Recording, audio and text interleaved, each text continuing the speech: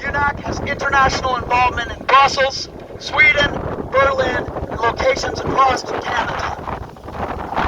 The United States championed itself with dominion over nearly the entire world at the end of the Cold War.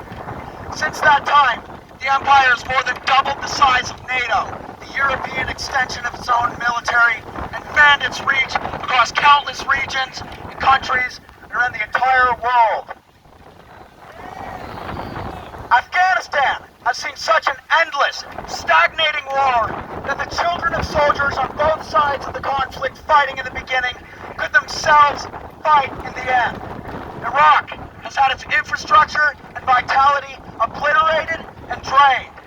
Countries like Ukraine, Hong Kong, Georgia, and Syria have become proxies and pawns to be tugged and pulled and hit with color revolutions where massive military aid is given to all the wrong people. Countless others have seen their elected officials ousted, exiled, and murdered soon after to be replaced by Washington's many available puppets, who move only to the strings pulled by American financiers and warmongers.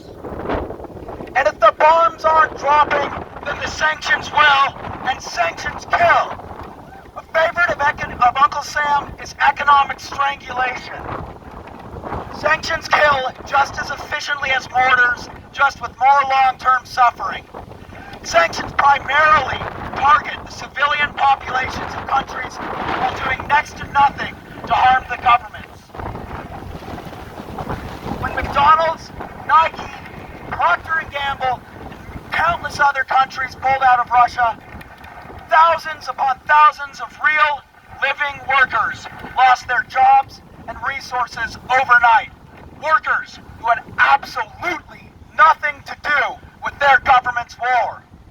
On a broader scale, for over 60 years running, Cuba has been denied access to food, to building materials, and to medical supplies. As Biden himself said, the price of sanctions is not just imposed on Russia. It is imposed on an awful lot of other countries as well, including European countries and our country as well. Sanctions are economic barbarism. They swing blunt and clumsy and cause compounding damage.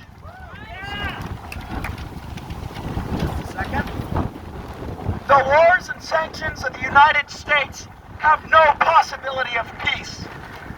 They are endless by design. Humanity will never know peace so long as Uncle Sam guards the door to the armory and fastens all the triggers.